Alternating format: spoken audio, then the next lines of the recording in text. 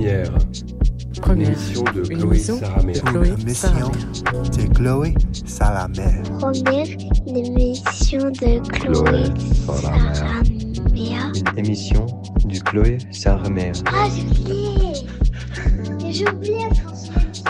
Une émission de Chloé. C'est quoi là?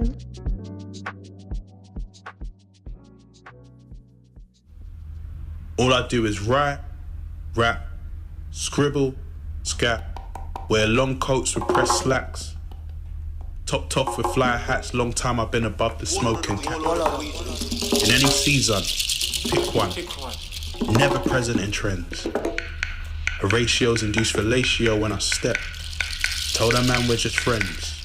Game is a game, you know how it ends. All of the regions. 2023 noticed the work rate different. Better recognise if you ain't clocked. We learnt this grind from the block. Remember them days? Kinda like a slim fast campaign, the way they shift weight. All of the regions. Present days taught us patience and the treasure of opportunity. A seminar in class and rarity. Still wouldn't know jack without Dev G. I know my words and feels ring true. Let it sit, soothe and refine you. Beacon of my skin folk. You know how many curses I broke? Locks and gold chains. Beautiful black brain.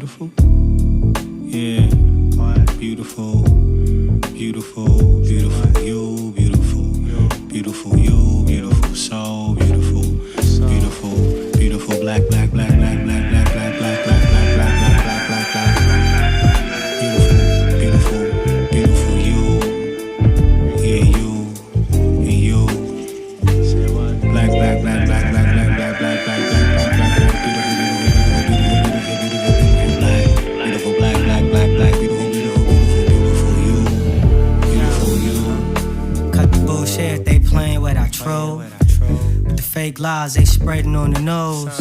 Remember great minds, they push them off the road. They talking hate crimes, but latching on the youth. Like Bushy Roads. They think I lost mine, but the plans to get that pro. These trouble fools. It's a long line of stunts from rough to smooth. I keep it cool. Remember a few times them demons peeking through. Before I move nice, I peep and freak the room. Try and move right, this part what you consume. This shit might look nice, but I'm telling off the fumes. Right off the fumes. Cut the bullshit, they playing with that truth life. With the fake lies, they spreading on the why? Spreading on the news. Why? Hey yo, hey yo, hey yo. Beautiful, beautiful, beautiful, beautiful, beautiful black, black, black, black, black, black, black, black, black, black, black, black, black, black, beautiful yo, yeah yo, hey yo, hey yo, yeah, hey yo.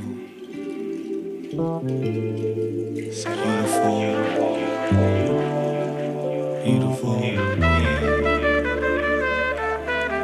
Black, black, black, black, black, black, beautiful, yeah. Pieces of the freedom rhyme, I'm talking about to keep in lines. System C designed to keep us from that peaceful mind. It's time to redefine. The fuck you do it for? They on some move record, but niggas trying to move us forward. That's what I do this for. Why I do this? Why? That's why I do this. See why? Cause the bullshit they playing with our truth. With all the fake lies they spreading on the news. Remember great minds, they push them off the roof. They talking hate crime, but lash it on them. They lash it on to you. And what the fuck's your rules? Why? Turn.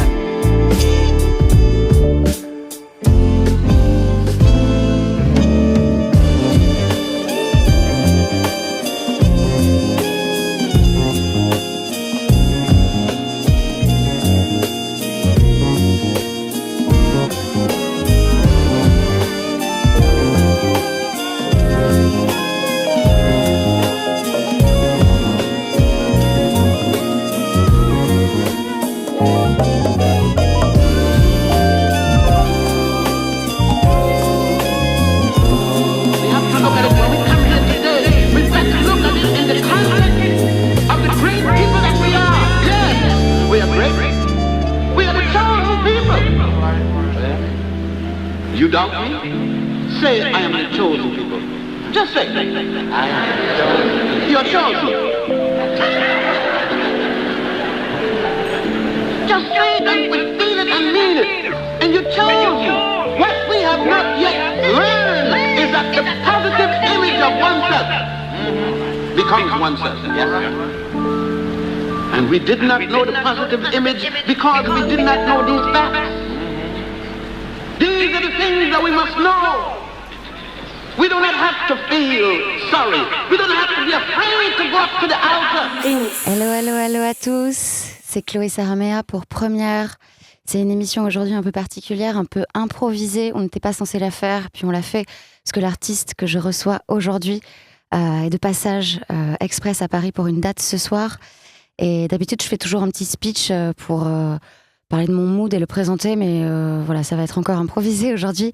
D'abord, je voudrais prendre juste un instant pour remercier M, dont j'ai jamais parlé encore dans toutes mes émissions, et je m'en excuse parce qu'en fait, il réalise toutes mes émissions depuis novembre, et il le fait toujours avec brio, et ça se passe toujours hyper bien, il est toujours rassurant, donc voilà, merci M, et j'espère qu'on en fera encore plein d'autres ensemble.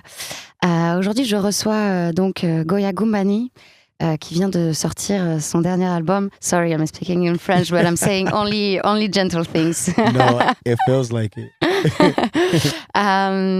C'est un rappeur, un producteur, il est anglais, mais c'est une partie de sa vie et de son adolescence à New York.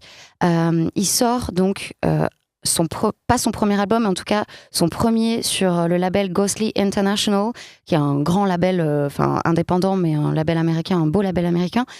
Et il a collaboré avec une partie de la scène actuelle jazz anglaise, parmi laquelle Joe Harmon Jones ou la chanteuse Fatima, Joe Harmon Jones qui est le claviériste de Ezra Collective, et aussi donc avec des artistes américains, dont Yaya B, comme une sorte de d'hommage au hip-hop et au boom-bap américain.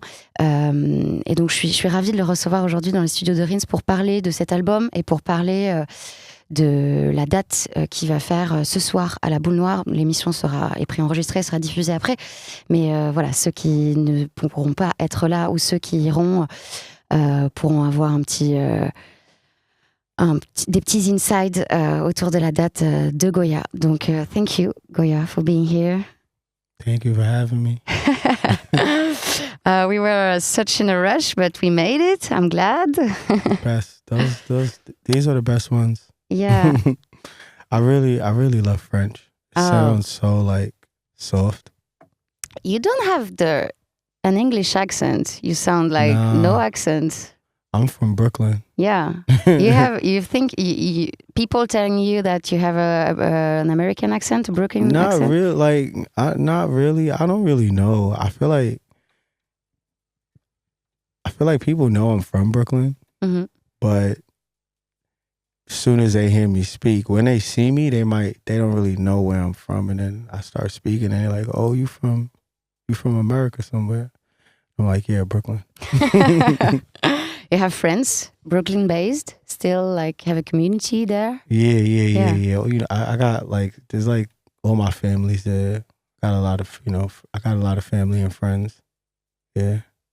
Shall we speak about your album? I would love to. We just listen some extracts. The very first track of the album. You just released it. Can you spell it? Can you tell the name of the album? I'm afraid I will telling it bad. So it's okay.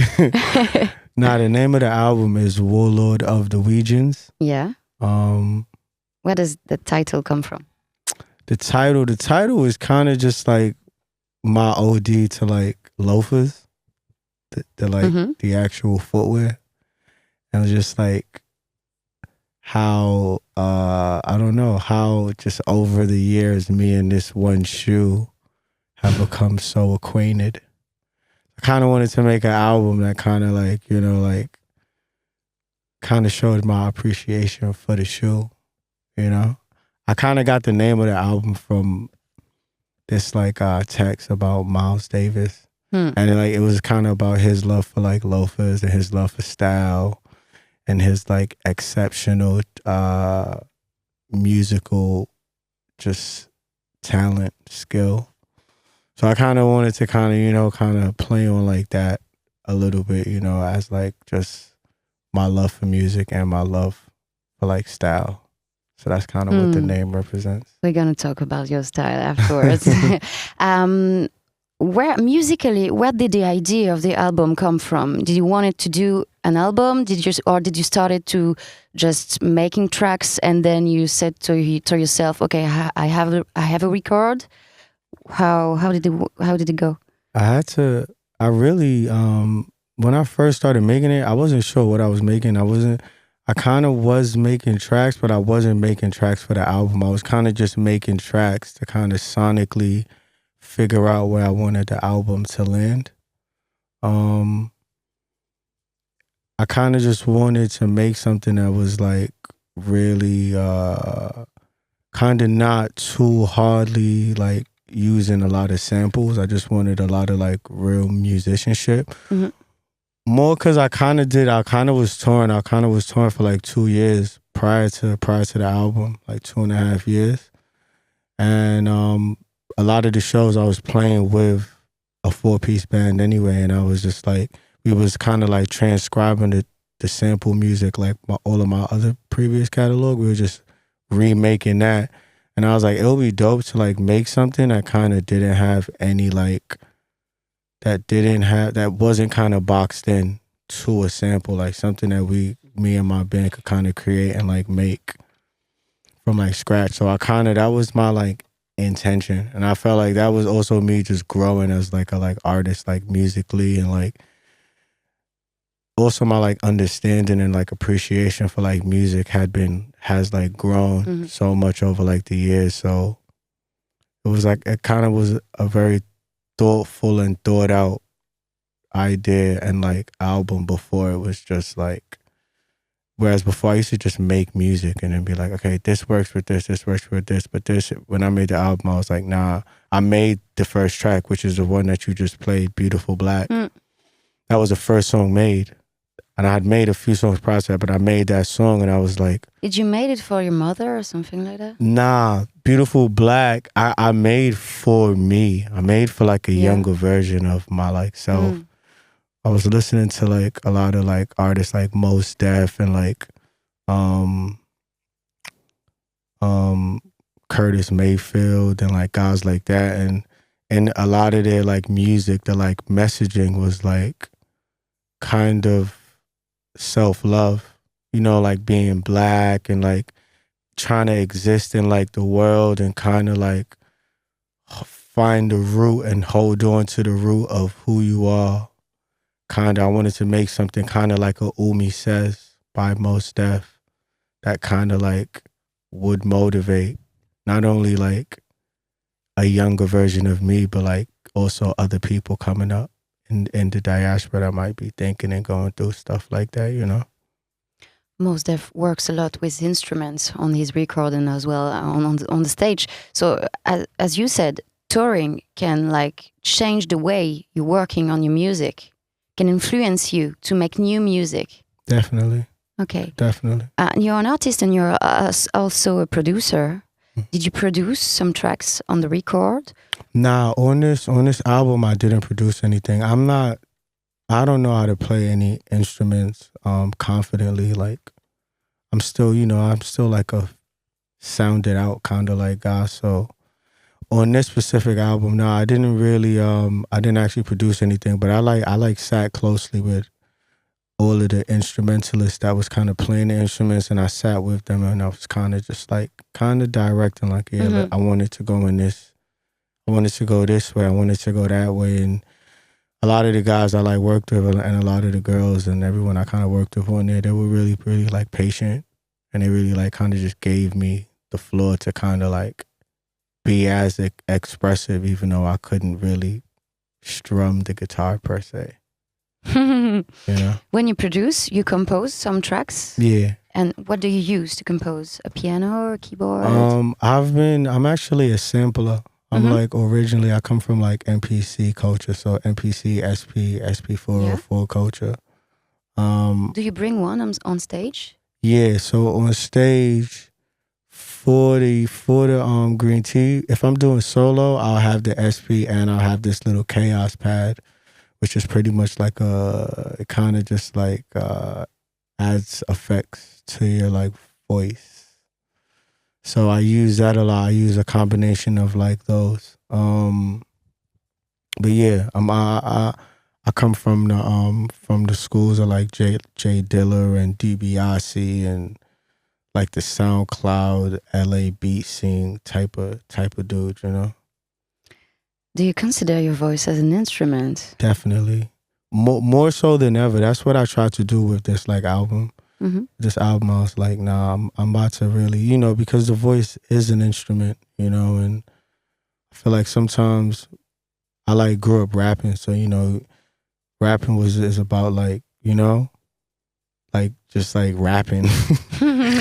Whereas with the album, I was like, I kind of just want my voice to kind of play as part of the instrumentation and not necessarily be like front and center, but like kind of just sit within the instrumentation that's actually going on. So you work on it? Yeah. Like a lot? Like you have a routine or something like that? No. I mean, I kind of just record myself quite often. So it's kind of just like about tones and different type of effects I can like add to it, different type of like the chaos pad, for like instance, like running my voice through that. You'll like see at the show tonight. But it's a lot of like echoes and delays and like reverb that's kind of added in at like pivotal moments. And I kind of use the machines and stuff to kind of get that out. How do you feel with your voice? What's your relationship? Do you feel comfortable with it? Yeah. Are you at peace with it? I feel like my voice is kind of like, when I like think about it, I could like listen to something and I could know what I might be like internally going through, if that makes sense. So I kind of cherish. So you sound differently. Yeah. Depending on what you're going through in life. Depending on whether maybe I'm tired, maybe I just woke up, you know, maybe I would have just had something to drink and like my mouth is like a little like water. I don't know. But yeah, like there's like a whole bunch of things that I kind of look back on it and I'd be like, oh, I get it. I get it. I was probably super, super tired, but trying to record this verse, but really having like this idea. I don't want to lose this idea. And I listen back to it a week or 2 months later or 2 years later and be like, damn, bro, I was really like cooked. You're comfortable. You've been always comfortable with the way you rap. Yeah, I mean, yeah and no. I feel like it's one of them things, like it's not even, the rap part is not even that big of a deal. It's more like the expression, you know? So I don't even look at it like I'm rapping for real. I kind of look at it like I'm low-key like just like talking to myself. This is just my art form, you know? Some people use paint to express how they feel. Some people write stories. And then there's, you know, you got like poets and you got like people that just like really use the like art of expression as kind of like a journal almost. So that's kind of how I kind of treat it. On the record, the record features full band arrangements you made with London-based artists and American singers and artists as well, and producers. Did you made a lot of forth and back between London and the US? Where did you record it? How was it? Yeah, I did. I started the album pretty much in Nottingham, January 20, like a couple years ago. January. 9 a.m. Nottingham. It's like a little country. It's like it's like a little town in the middle of the UK. I started there, and then I left. I made like 1 or 2 tracks there, then I left, and I went to LA. Well, I went to Philly. I went to one of them, Philly, LA. It was a lot of traveling because I kind of went to the people that are on the album. No one really sent the song. I kind of went and recorded everybody, apart from I think Seafood Sam. He the only one that sent the verse, but every other feature on there, I went to them. Any producer or the producers, I went to the producers, sat with them, drew it up, So there was a lot of like traveling, but I feel like I needed to travel when I was making it because I was just wanted to like experience some new stuff, you know? It was like a pèlerinage, we say in French, like a religious thing when you are crossing Europe and Spain to reach your, like, I don't know, spirituality or something like that. Yeah, definitely.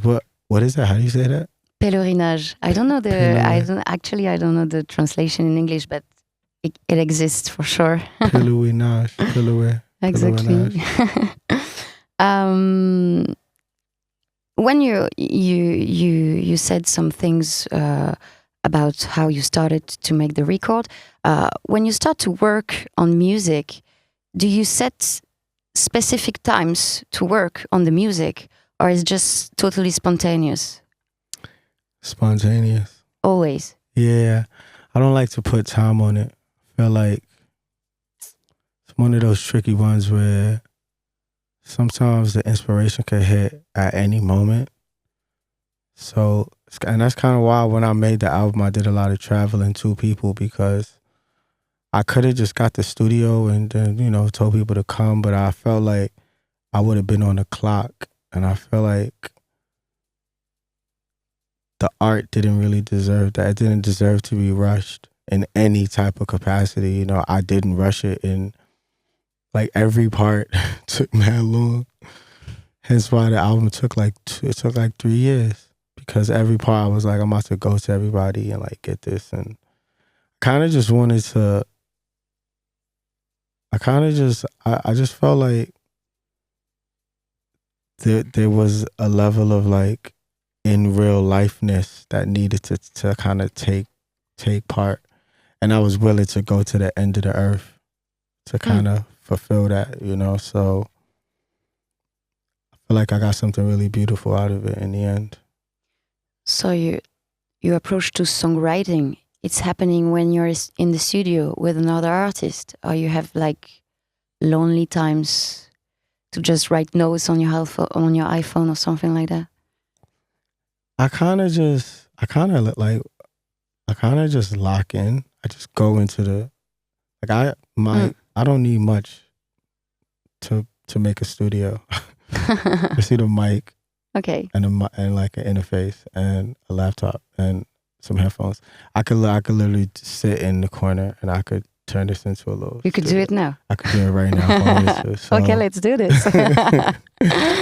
I have everything upstairs. So. But yeah, beautiful excuse. I could kind of do it. I kind of prefer to do it anywhere at any time, at any given moment, you know, and a lot of the stuff that I like make is kind of within that like vein.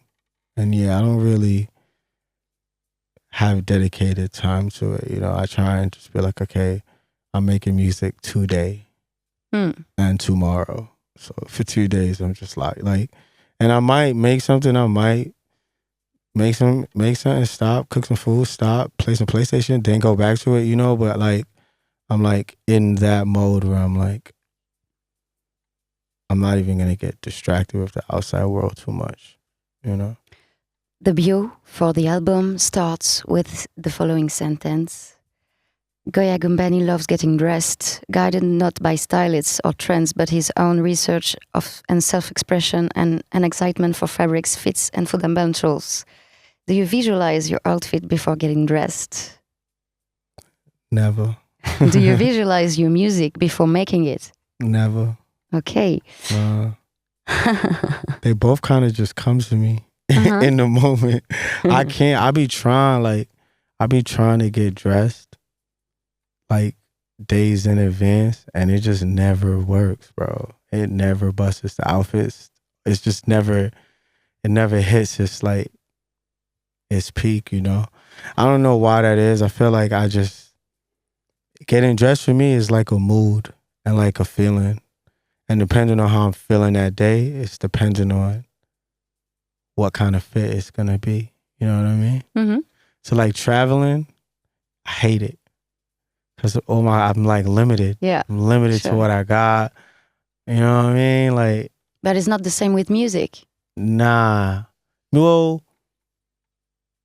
You need just a laptop, as you said. I need just a laptop, but like I don't really like plan ahead. Is what I kind of mean with that. But like the music, it's kind of the same. Like the music is just in the moment, and getting dressed is in the moment. Like it's really not like, I don't really like overly start trying to like think about anything too much, to be honest. I'm kind of just chill with like a lot of shit. So getting dressed and making music, they kind of both feel like they're in the same world almost to me. What about your on-stage wardrobe? Is it really different from your like daily style? Nah, it's not. I don't even do like I do. Like I could do anything. I could do extra fly if I wanted to. And I'll do it on stage. I'll do it going to the store. I just like enjoy getting dressed. You know. How will you be dressed tonight? I don't know yet. I got a few options. I'm not actually sure yet. You have a big suitcase with you? I actually don't. I have a little one, but it's stuffed. It's like, okay. But I'm on the road now for 8 days, and I got 9 outfits just in case. So let's see. That's a lot. In a small for just suitcase, in case, you know. I'm like, I got the crazy folding technique. I'm like really good at like folding clothes. Okay. So yeah, I can let's make let's it see work. tonight.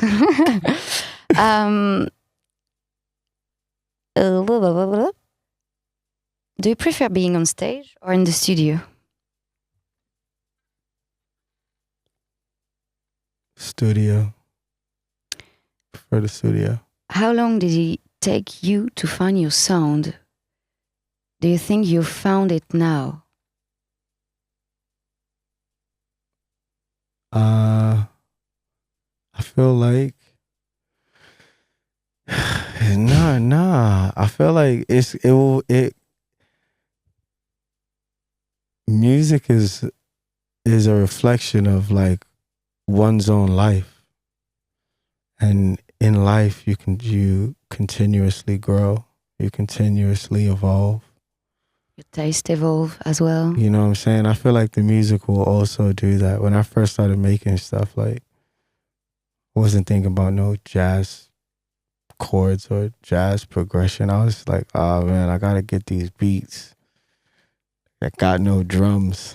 And then, you know, you kind of get to a stage where you're like, now I'm like, I want real drums. I don't even want programmed drums. I want to really feel that snare or that low tom, you know, or that floor tom. But yeah. Did your partnership or like your collaboration with the label Ghostly International permit you to use real drums, to travel, has it changed something in the way you're making music? Money maybe. Yeah, for real, sure. bread to be able to do these things. Yeah. But they were really, really, really supportive, and like I'm already super protective about when I make shit and sending it to people and like feedback. I don't really do all of that stuff. I kind of I really do just make this music.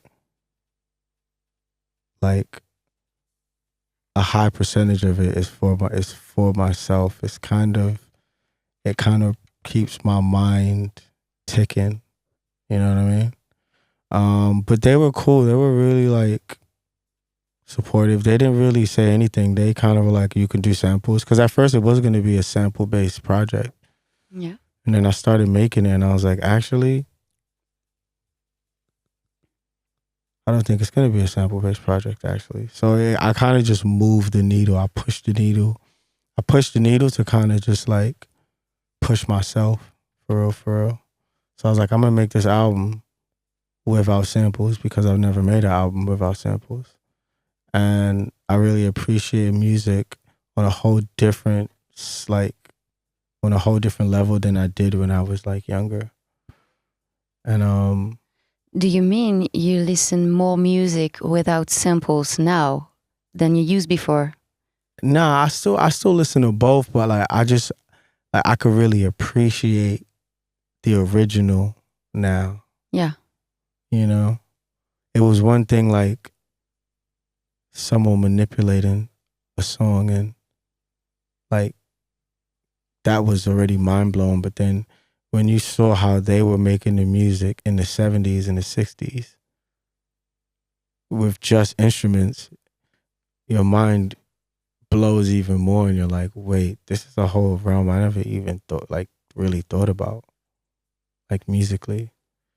And it's just crazy, you know, from percussive drums and just how that alone, 5 guys playing percussion drums or 5 people playing percussion drums would be like some African type of like rhythm that transcribes to the Colombians, and then now you have that Colombian salsa music, which is all comes from the one same drum, just, you know, and you're just like, wait, this is actually amazing. How the sounds evolved. So one key thing in life, I kind of move it. I'm like, yo, if you want to know where you're going, you got to know where you like came from. So that's why I was like, I got to understand the part that every instrument plays within a song before we've even got to the sample makes you really like appreciate every instrument, you know? You're going to perform tonight at La Boule Noire. I am. What can people expect from your concert? What do you want to bring? I feel like expect the unexpected. Is it different when you're opening for someone because you opened for Green Tea Peng for her tour, European tour? Sorry. Does it change something? Yeah. It is. It's different. You know, obviously for like the green tea stuff, for anybody I'm like supporting, I'm kind of there for them. I'm not even, obviously I'm near to whatever Goya, but at the same time, I'm like, I really believe that the art of support or that slot or that moment is to get the crowd more engaged with what the night's about to become more than in that moment. You know what I mean? Mm-hmm. It's like, I understand I'm not the main event tonight. I'm going to give a stellar performance and get you ready for the main event. but I'm kind of like just like getting everybody ready for like them. So that's kind of what I did for green tea. But nah, tonight I'm low key going ham. I got some of my peers. Some people from the album's gonna be coming out today to do some of the songs. So it just happened that 2 or 3 of the artists are in Paris tonight. Will we see you play in Paris for a proper show, like Goya Gumbani show? Yes, tonight. Headlining. Yes, it's gonna be a big headline. I'm going ham tonight. Looking forward to do it. So yeah, you're warming up the city tonight. Yeah, man. Yeah, getting ready for the weekend. I should be back for Fête de la Musique too. So, what's your dream setup in terms of scenography, instruments on stage? Do you have one? Do you plan to someday have like, I don't know, the setup you always dreamed of? You mean like live on stage or like live in the crib? Live? I mean, I feel like I'm really loving this band stuff. I'm loving how the show can feel and how like dynamic it can kind of be. So I'd probably, I kind of just want to grow and develop on that. So probably a cello, horns, an orchestra. Yeah, orchestra, like a whole. I'd love to do like a percussionist and a drummer. I think that's next in the realm for me. Okay. What do you enjoy most about performing live?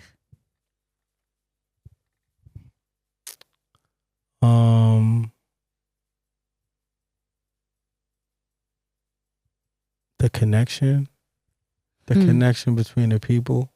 Do you work on the tracks to adapt them? Yeah. Is it sometimes hard for some tracks? Not really. Like, I got really good musicians around me that they really understand music. So they're just like, this way, that way, this way. You know, I could be like, yo, I wanna go this way, and they'll be like, oh yeah, cool. This is how we do it. This is how we musically get there. Yeah. A minor, B minor, like all these, these chord stuff that I know nothing about, for real.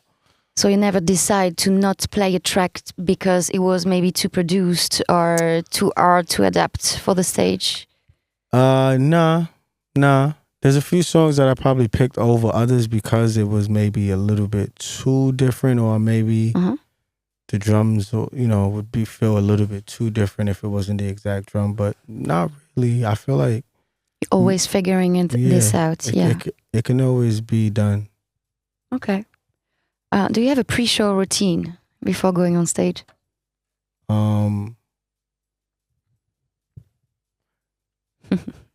Yeah.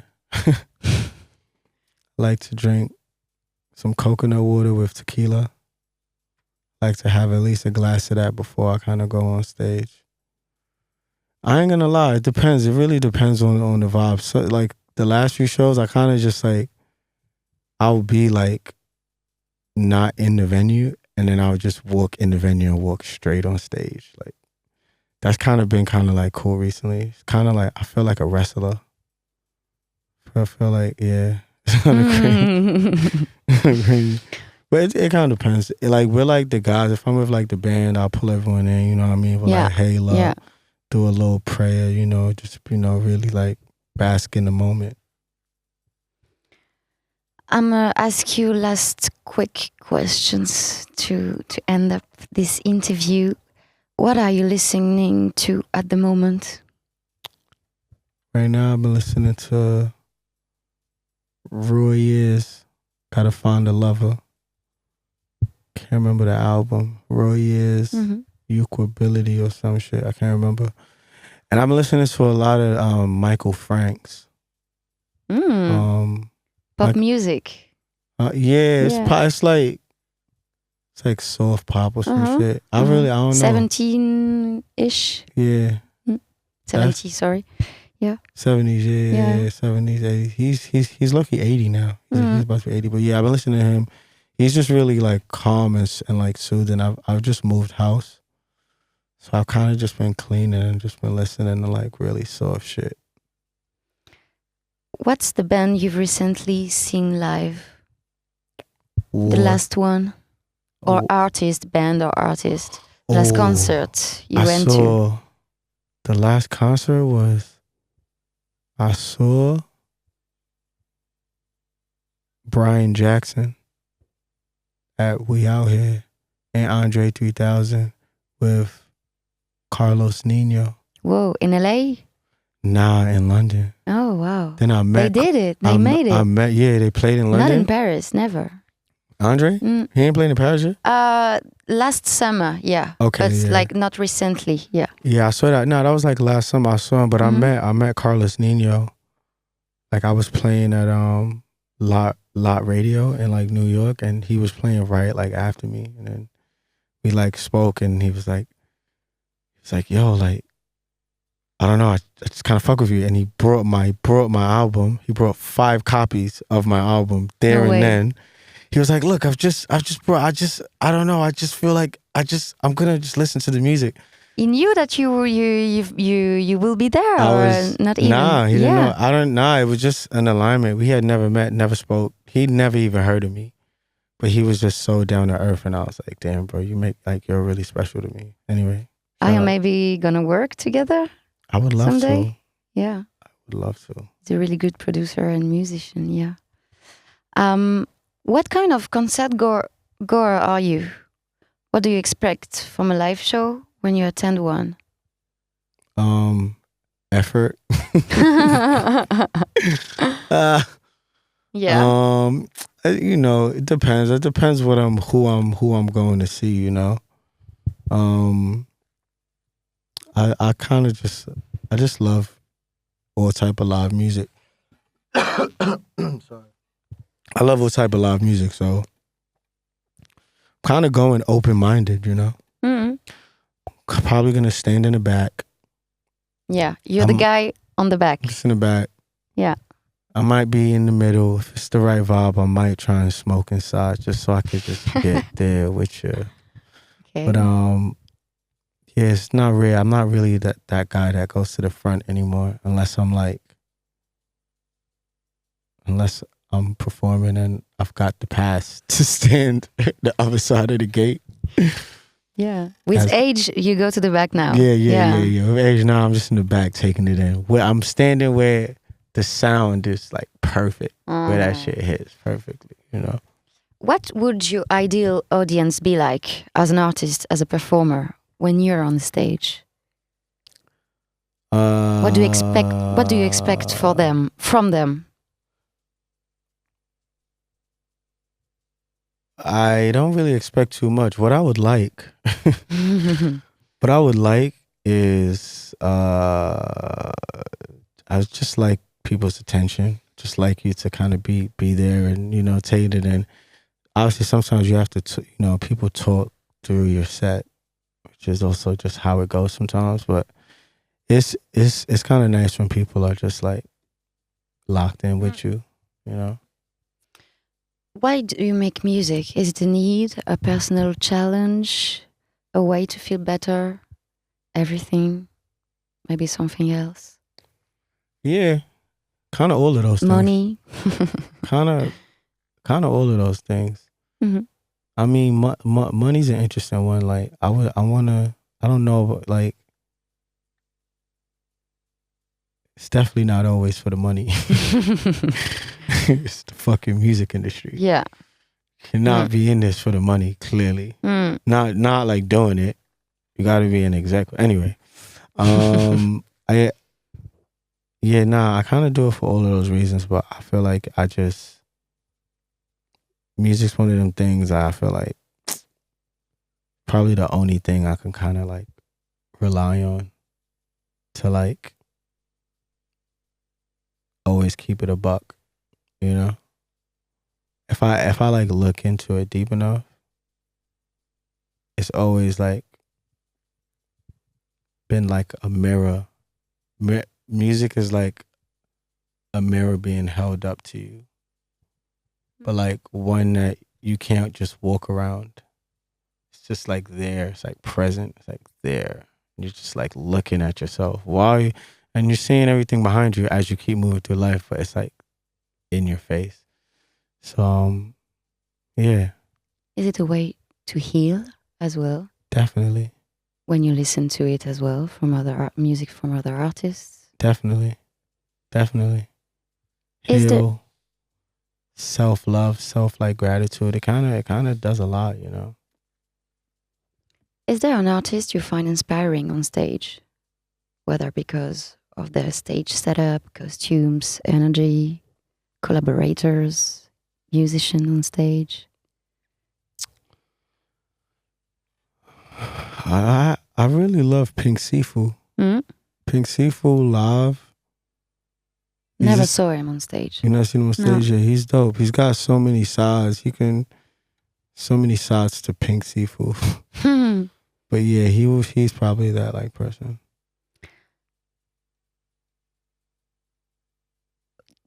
Is there an artist who immediately comes to mind when you think about live shows? Maybe when you were a kid? Yeah, it would be probably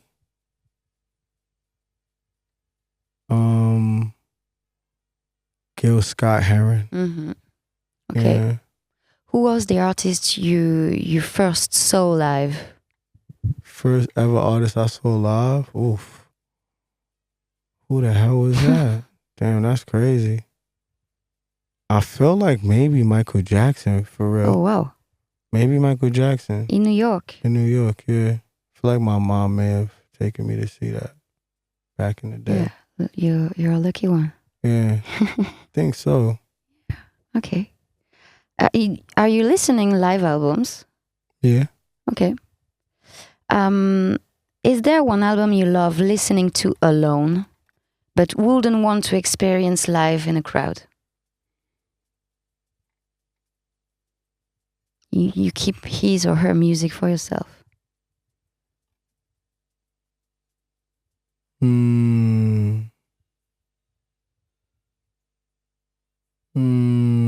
That's a good question. You know what? Probably this new Andre 3000 album. The 7 piano sketches? Yeah. No, was that the first one he dropped? No, the second one is just dropped like 1 month ago. No, I haven't seen the first one. The first one he dropped. I mean, New Blue Sun. New Blue Sun. I've seen it live now, but that's an album I really wish I didn't see live, and I just kept on. I just listened to it on DSPs more because like the people around, I feel like there's just too much. Oh my God, I want Andre to do Outkast stuff. I want Andre to do that. Oh my God, I just hope people. Oh my God, like I'm just like, bruh, I just want to hear this shit without like all of this weirdness around it. And it happened to be a really beautiful set because it was a 4-day festival. Yeah. He played on Sunday. So everybody got cooked from Thursday to Saturday. So when Sunday came around, everybody needed that Flu album because it was just hard music for like 4 days, 130 BPM, 140 BPM. And then we were just like, everyone's like, I just need some jazz on this Sunday afternoon. And then Andre came out and then like played this beautiful album, this beautiful set. And everybody laid on the grass, and we was all just like, oh my God, this is like perfect. But it was huge. It was huge. Yeah, it was huge. But I also felt like, bro, I could have just listened to this album like on my phone or the vinyl more than the phone. Your album is made to be played live and as well listen on the DSP and on vinyl as well. Yeah. All of them. Cassette, CD. Mm-hmm. Thank you. Thank you for having me. Thank you so much for accepting the invitation before your concert. I know it's always tight with the balance and everything, sound check. So thank you. Nah, anytime. And yeah, if ever I am around, I'd love to come back on the show. Thanks. Your album, Warlord of the Vengeance. Yep. Yeah, I did it. I made it. Yeah, you made it. You made it. Well done. Huh? Is still available everywhere on platforms, on vinyl, CD, and everything. And Goya Gumbani will be playing tonight at La Boule Noire and maybe later in Paris. We hope so very much. Definitely will be. Bye bye. Take care. Thank you. Rinse.